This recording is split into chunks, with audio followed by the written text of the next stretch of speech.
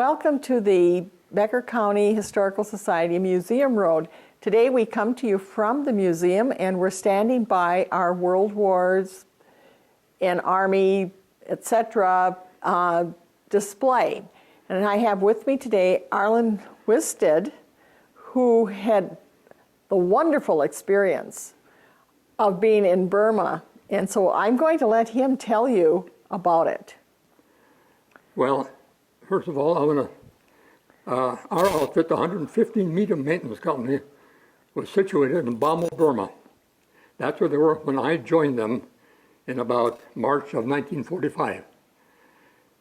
And after being there for about a month, then we were given orders to move the entire company to Luqiao, China, which is about 200-300 miles south and east of Kunming, China.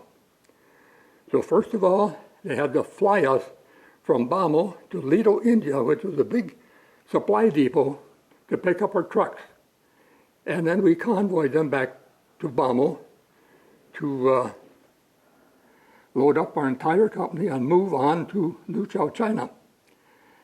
And the way a convoy worked, we had about 100 units plus or minus, and divided into 4 serials, A, B, C, and D. And I was in charge of the D serial, so I drove the last truck in the convoy, excepting the 2 wrecker trucks, which followed up the rear in order to pick up any delinquent trucks that were broke down. And going over the Lido Road, which was built from Lido, India, to Lashio, Burma, and the Burma Road was built from Kunming, China, to Lashio, Burma, and they joined there.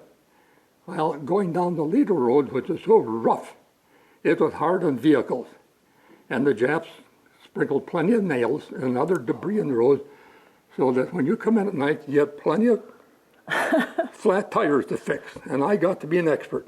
Where you were the mechanic, weren't you? You had to be one. Oh, okay. I was a small arms mechanic, not truck. But anyway, each driver was in charge of his own vehicle. So at the end of the day, when you came in, you serviced your own truck, you fixed your own tires, if you had a flat, and I had a lot of them, always on the inside dual. So I had to take off a whole tire before I could even get at it.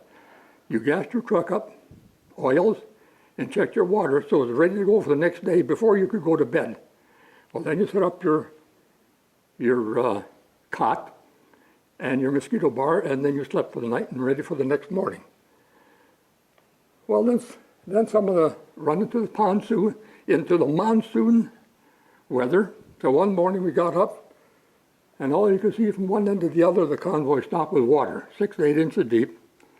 So that held us up for a day till that receded, and we had to get fed and get our truck serviced and one thing and another. And then you come to a bridge. Well, the bridge has a sign there. It tells you what the limit of the weight I can go across at one time. Small trucks continuously, your larger trucks one at a time. So that holds up everything. Everybody's got to stay until that truck's going, and the next one, and the next one.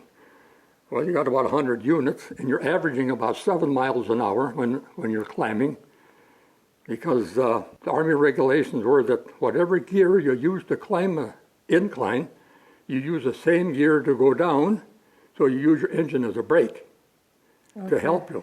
You were in the mountains then, in the northern part. Oh boy, you've been climbing. They had some grades there as much as 17% grade, which almost be about a 25 to 35 degree angle. Ooh. They had to crawl up, and then they put a trailer full of grapefruit juice behind me, so I had to pull that too. And that was an awful drag going up those grades.